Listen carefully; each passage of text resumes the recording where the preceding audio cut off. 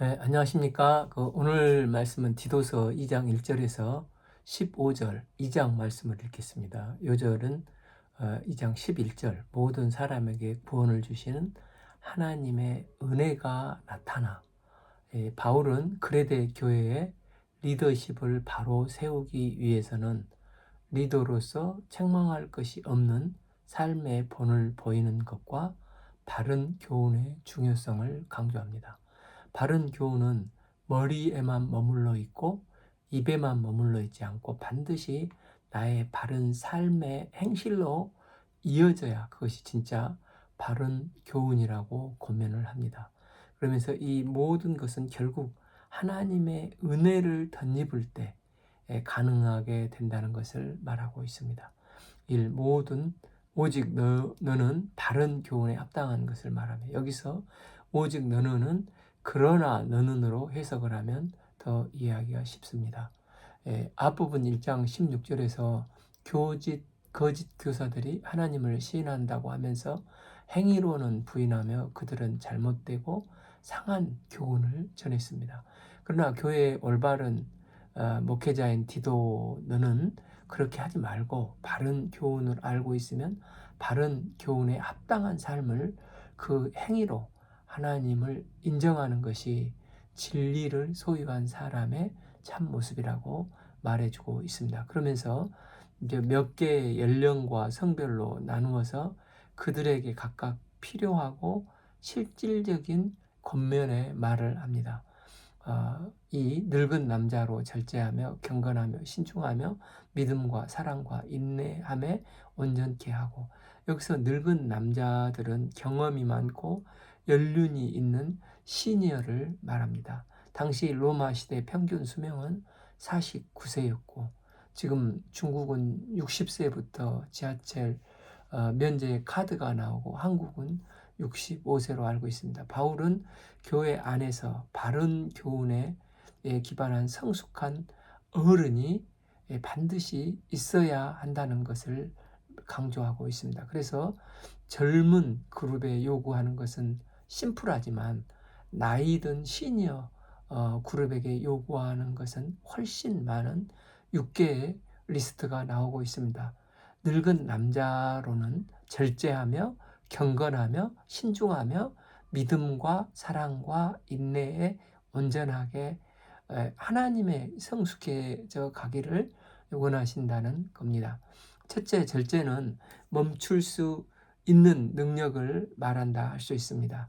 이 풍부한 인생의 경험으로 얼마든지 더 갈 수 있고 더 말할 수 있고 더 달릴 수 있지만 이제는 지나친 과욕을 버리고 서서히 멈출 수 있는 절제의 지혜를 가져야 한다는 것입니다.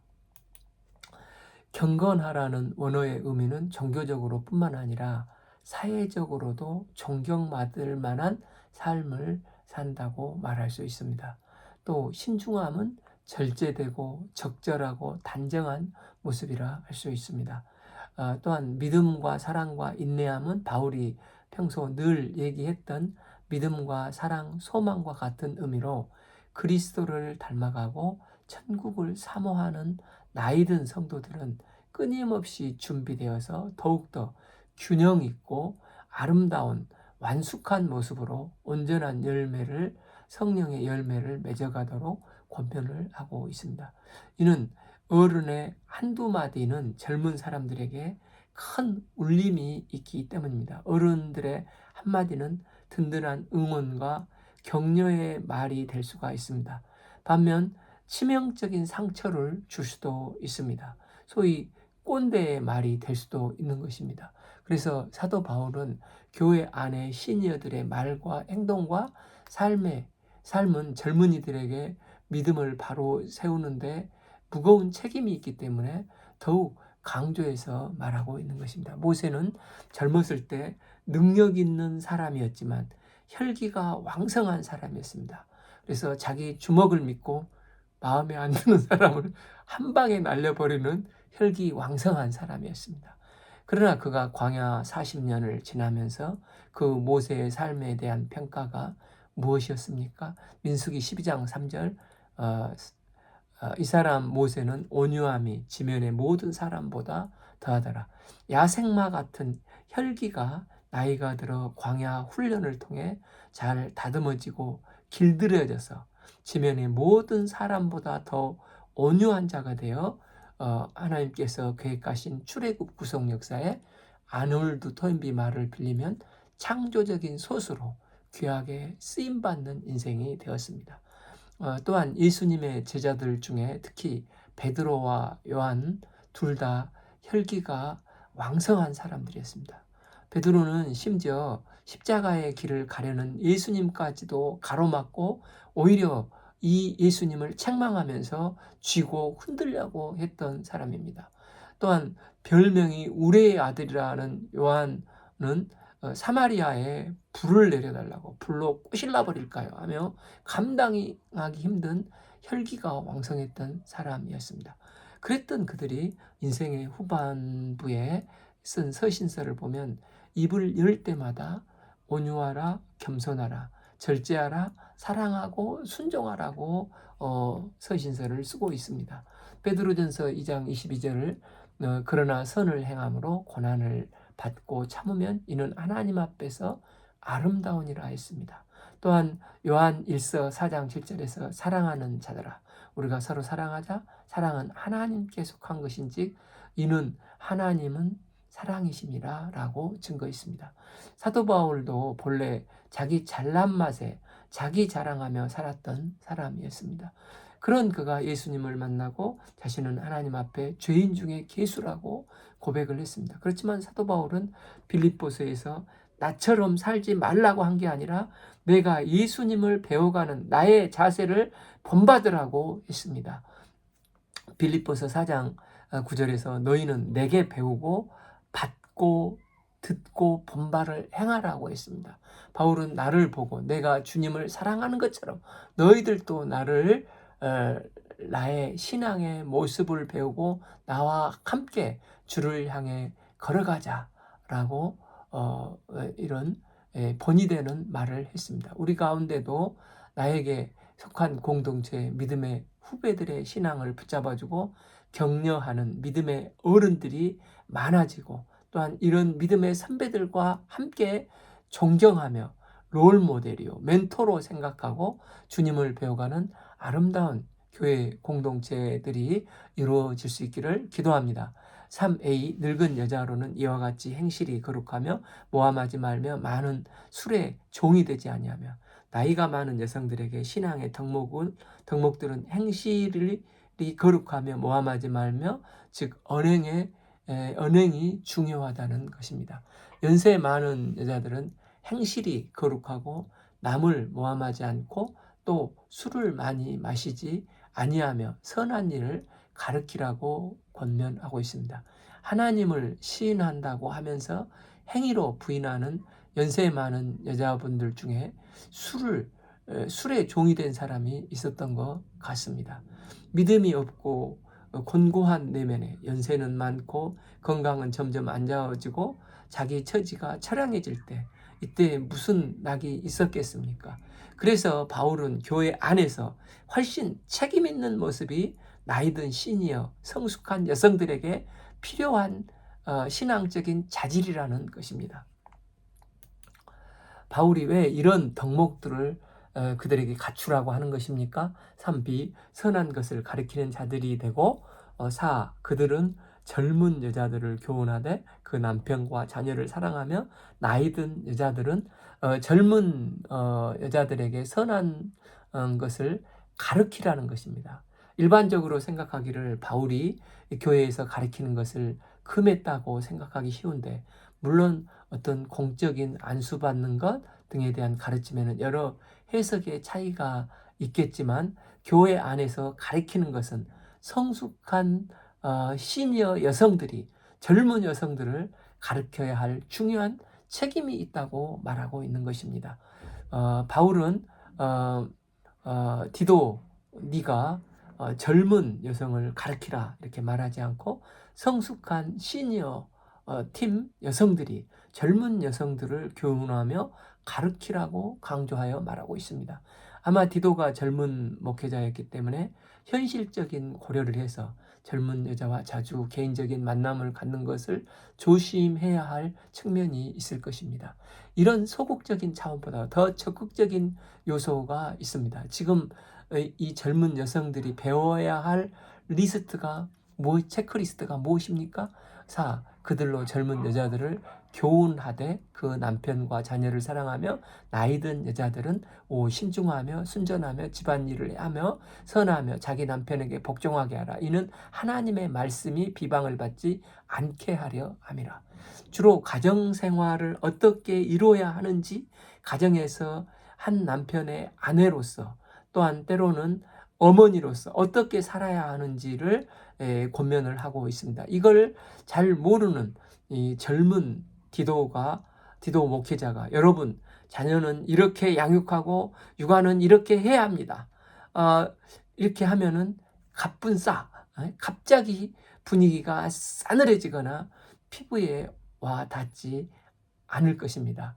남편과의 관계, 자녀들의 양육에 관한 문제, 가정에서 어떻게 살아야 하는지 그 길을 생생하게 경험하고 믿음으로 지혜롭게 먼저 그 길을 걸어갔던 성숙한 시니어 여성들이 젊은 여성들을 가르치는 것이 훨씬 더 덕이 되고 그 가르침이 현실감 있게 와 닿을 것입니다. 때문에 나이든 여성들이 젊은 여성들을 말씀으로 도우면서 가르치도록 하는 것입니다. 물론 목회자는 남녀노소를 막론하고 바른 성경을 가르쳐야 합니다. 그와 더불어서 교회 안에서 이 소프트웨어와 같은 지혜와 덕스러운 성숙한 믿음의 여성 성도들이 많이 나와야 젊은 가정의 아내들이 사랑과 인내로 기도하며 가정을 풍성하게 섬기는 신실하고 건강한 가정들이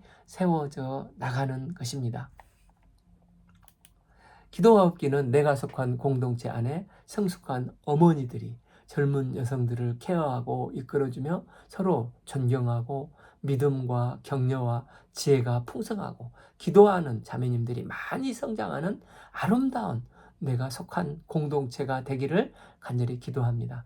용도는 이와 같은 젊은 남자들을 신중하도록 권하며, 사도 바울은 바른 교훈, 바른 교리, 바른 신학을 신중하게 권하도록 강조했습니다. 그러나 이런 가르침이 단순히 성경 공부나 설교만을 통해서 이루어지는 것은 아닙니다. 오늘날 교육학이나 상담학에서 많이 나오는 원리로 말로만 전달하는 메시지보다 비언어적으로 삶으로 전달하는 메시지가 훨씬 더 파워풀하고 영향력이 있습니다. 때문에 남성 성도뿐만 아니라 여성 성도들 간에도 본이 되는 믿음의 어른됨의 덕스러운 삶이 필수적이라는 것입니다. 그래서 바울은 제일 먼저 디도에게 권면합니다. 7. 범사에 내 자신이 선한 일에 본을 보이며 교훈에 부패하지 아니함과 단정함과, 열심히 가르치기만 하면 안 되고 중요하고 명심해야 될 것은 교회 안에서 가장 말을 많이 하는 목회자가 먼저 말씀대로 순종하며 살아가는 삶의 본을 보이는 삶을 살아야 한다는 것입니다. 그러면서 그 믿음의 길을 함께 걸어가고 있는 신앙의 동역자들 간에도 서로의 모습을 통해서 서로 배우고 본을 보이는 선한 영향력을 끼치라는 것입니다. 우리가 속한 공동체에 앞서간 신앙 선배들을 보면서 야, 나도 저렇게 참 믿음으로 살았으면 저런 선배의 삶처럼 믿음으로 살아야지 하는 그런 아름다운 교회 공동체가 됐을 때 얼마나 멋있겠습니까? 그런데 앞서간 신앙의 선배를 보면서 나는 저렇게는 안 살아야지 하고 반면교사로 삼아야지 하면은 또 얼마나 참 안타깝겠습니까? 우리가 이런 믿음의 선배들의 삶을 따라가는 믿음, 그런 아름다운 신앙 공동체가 될 수 있기를 기도합니다. 종들은 자기 상전에게 범사에 순종하여 기쁘게 하고 그것을 말하지 말며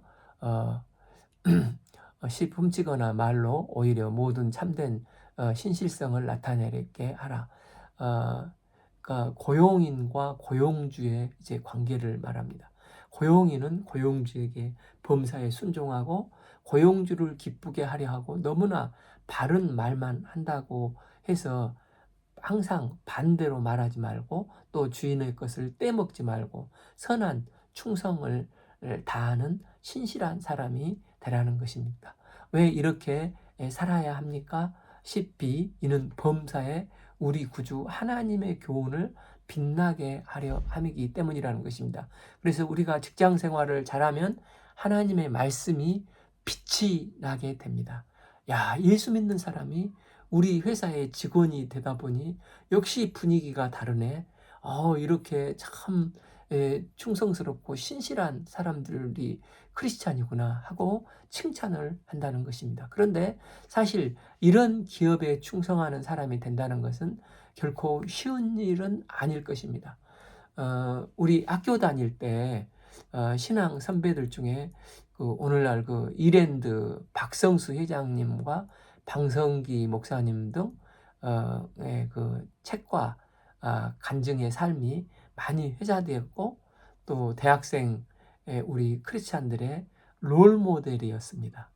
그분들이 3M, 3 미셔너리 비전이라고 이 캠퍼스 미션, 비즈니스 미션, 월드 미션을 모토를 가지고 그 삶의 본이 되고자 기도를 했습니다. 이때 박성수 회장님은 나는 비즈니스를 기막히게 잘해서 정말 하나님 보시기에 예수 믿는 기업은 역시 다르구나.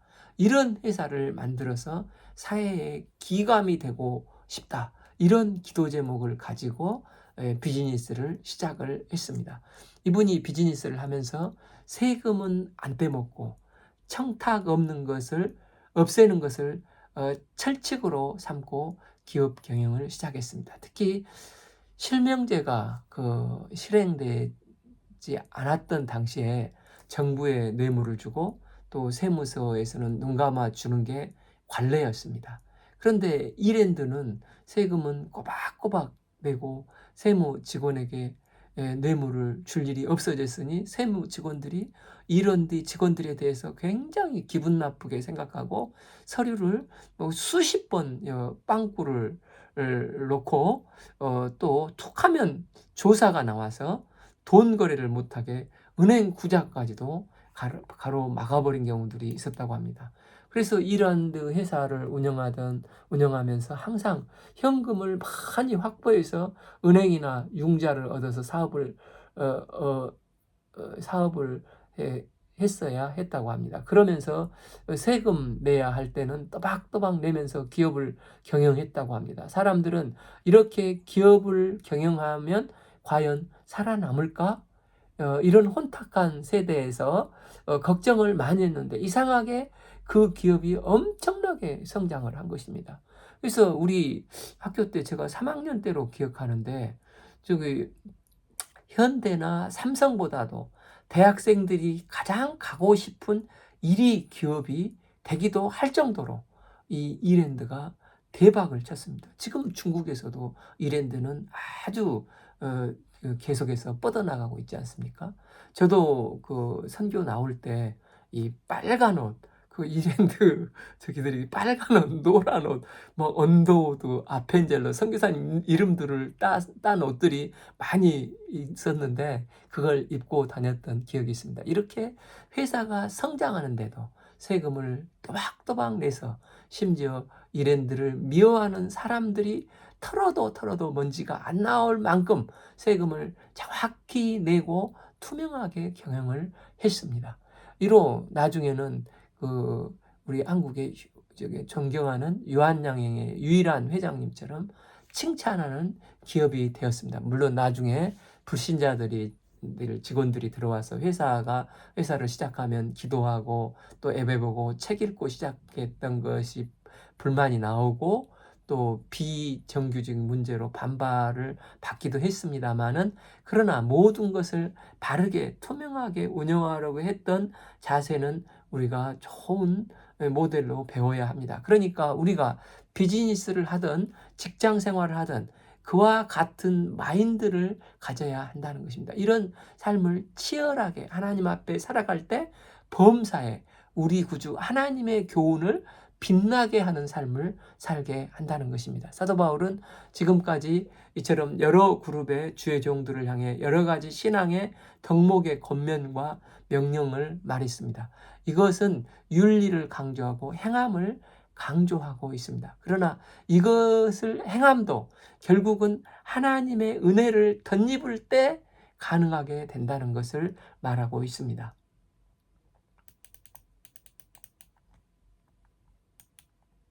10일 모든 사람에게 구원을 주신 하나님의 은혜가 나타나 구원받은 이후 우리는 좋은 남편과 좋은 아내, 부모가 되고 이 땅에 건강한 시민이 되도록 최선을 다해 노력을 해야 합니다.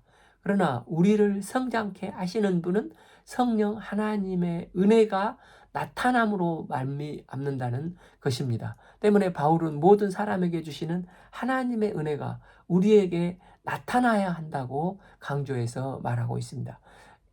이와 같은 내용을 요한은 요한일서 1장 2절에서 생명이 나타내신 바 된지라 이 영원한 생명을 우리가 보았고 증언하여 너희에게 전하였으니 이는 아버지와 함께 계시다가 우리에게 나타내신 바 되신지라. 이 바울은 은혜가 우리 모든 사람에게 나타났다고 했는데 사도 요한은 영원한 생명이 나타나신 바 되었다고 했습니다. 죄로 하나님과 생명이 단절되어 영생이 없던 우리 가운데 하나님은 약속대로 독생자 예수님을 이 땅에 보내시고 예수 십자가의 죽으심으로 그를 믿는 자에게 새 생명을 주시고 생명을 나타내 주셨습니다. 그 생명은 우리가 노력해서 또 공로가 있어서 잘해서 주어진 게 아니라 은혜로 다만 하나님이 거저주시는 하나님의 은혜로 나타나 주어진 선물입니다. 그런데 우리 그 은혜가 어떻다는 것입니까? 12절 A 우리를 양육하시되 그 나타나신 은혜가 우리의 신앙을 양육한다는 것입니다. 보통 양육은 부모와 자녀의 관계를 부모가 자녀를 양육할 때 양육한다고 하지 않습니까? 그래서 양육은 트레이닝이 있고 티처가 있고 또 우리말 성경에는 너처로 막 태어난 아기에게 엄마가 영양분인 젖을 먹이는 일부터 시작해서 사람 구실하기까지 계속 키워내는 게 양육이라고 할 수 있습니다. 이렇듯 하나님의 은혜가 우리 가운데 임하여 처음부터 끝까지 은혜로 양육을 하신다는 것입니다. 그런데 재미있는 것은 한자로 양육에 있어서 양자가 그 윗변에는 음매하는 양자이고 아랫변은 먹을 식, 즉 식자로 식사하다 할 때 식자로 이루어져 있습니다. 그 허드슨 테일러가 중국 선교사를 하면서 중국어를 보면서 충성은 마음의 중심을 하나님의 말씀이 이루어 드리는 것이 충성이라고 했습니다. 또 노아의 방주에 8명이 배를 탔는데 배 선자를 보니까 이 팔자와 또 입구자가 들어있는 것을 보고 너무 중국어가 성경적이어서 놀랐다고 했습니다. 그런데 이 양육의 양자도 먹을 식, 양을 먹어야 진정한 양육이 된다는 것입니다. 왜냐하면 하나님의 어린 양 예수님께서 친히 스스로 말씀하시기를 요한복음 6장 35절에서 나는 생명의 떡이라고 하셨습니다. 또한 최후의 만찬에서도 누가복음 22장 19절 떡을 떼어 그들에게 주시며 이것은 너희를 위하여 주는 내 몸이라고 하셨습니다. 하나님의 어린 양 되사 생명의 떡이신 예수님을 우리가 먹을 때 우리는 양육이 되어서 성장하게 되는 것입니다. 이렇게 하나님의 어린 양을 먹고 양육되어 성장시키는 목적이 그럼 무엇입니까? 12절 우리를 양육하시되 경건하지 않는 것과 이 세상 정욕을 다 버리고 신중함과 의로움과 경건함으로 이 세상을 살고 13 복스러운 소망과 우리의 크신 하나님 구주 예수 그리스도의 영광이 나타나심을 기다리게 하셨으니 이 12절과 13절이 양육의 목적인데 이것을 세 개로 구분할 수가 있는데 첫째는 버려야 할 것들, 또 둘째는 취해야 할 것들, 셋째는 바라봐야 할 것, 이 부분으로 나누어지는데 이 세 가지가 하나님의 은혜 가운데 우리를 양육하시는 목적이요 목표 지점이라는 것입니다. 우리가 버려야 될 것은 경건치 않는 것과 이 세상 정욕을 다 버려야 하는 것입니다. 반대로 현재 취해야 할 것은 신중하고 의롭고 경건한 것입니다. 여기서 경건치 않는 것은 버렸고 계속해서 버려야 하지만은 반대로 경건한 것은 취해야 한다는 것입니다. 이 경건함이 무엇입니까? 엄숙하게 있는 게 경건함입니까? 그래서 경건함이 추상적이기 쉬운데 바울이 많이 사용했던 경건의 핵심을 로마서 1장 18절에서 32절까지 말을 해주고 있습니다. 18절에서 하나님의 진노가 모든 경건하지 않음과 불의가 하늘로부터 나타나 임했다고 32절까지 경건치 않는 자들을 말을 하고 있습니다. 그 중에서 28절을 보면은 그들이 마음에 하나님 두기를 싫어하며 그 모든 악행의 근원이 경건치 않는 것인데 그것의 핵심은 마음에 하나님 두기를 싫어하는 자세라는 것입니다. 그렇다면 이것의 반대로 경건함은 마음에 하나님 두기를 기뻐하고 즐거워하는 것입니다. 무엇을 하든지 하나님을 생각하고 하나님을 즐거워하고 하나님 두기를 기뻐하고 모셔드리기를 기뻐하며 바라고 느끼고 하나님과 함께 말하는 것이 경건한 생활이 되는 것입니다. 우스갯소리로 조선시대 우리나라에 온 선교사님들이 2번 크게 놀랐다고 합니다. 첫째는 조선 나라 이름이 chosen people, 선택된 민족이라 이름을 보고 놀랬다고 합니다. 둘째는 양반이라는 사람들이 다들 이 이상한 독특한 모자를 쓰고 다녀서 옆에 있는 사람에게 저게 뭡니까? 통역에게 물었더니 가시라고 해서 다들 너무 놀랐다는 것입니다. 와, 조선 사람들은 하나님을 머리에 모시고 다니는 사람들이구나. 오마이갓! 머리 꼭대기에 하나님을 모시고 갓을 쓰고 걸어다닌다는 모습처럼 바울은 이 경건한 삶은 우리 마음에 하나님 두기를 즐거워하는 태도라는 것입니다. 사실 사도 바울은 예수님을 만나기 전에 치열한 열심을 냈던 사람입니다. 그런 그가 다메섹 도상에서 예수님을 만나고 나의 모든 열심이 이 경건치 않음이었음을 깨달았습니다. 그래서 그는 빌립보서 3장 8, 9절에서 고백하기를 유대인으로 할례를 받았고 히브리인 중에 히브리인이요 바리새인 중에 바리새인으로 흠없이 살고자 했던 이 모든 것이 배설물과 같다. 내가 이전에는 그것을 사랑했지만 이제는 그것들을 경건치 않는 것이기 때문에 내가 다 배설물로 쓰레기통에 아낌없이 버렸다는 것입니다. 나아가서 사도 바울은 경건치 않음을 버리는 것으로 끝나지 않고 경건함을 채워 넣기 위해서 경건함을 향해서 열심을 내는 삶을 살았습니다. 바울은 그리스도와 그 부활의 권능과 그 고난의 참회함을 알고자 하여 그의 죽으심을 본받아 어떻게 해서든지 죽은 자 가운데 부활에 이르고자 날마다 죽노라라고 고백을 했습니다. 사도 바울이 쓴 서신서를 보면 그는 달려간다는 표현을 많이 사용을 했습니다. 빌립보서 3장 14절에서 표대를 향하여 그리스도 예수 안에서 하나님이 위에서 부르신 부르심의 상을 위하여 달려가노라 라고 고백했습니다.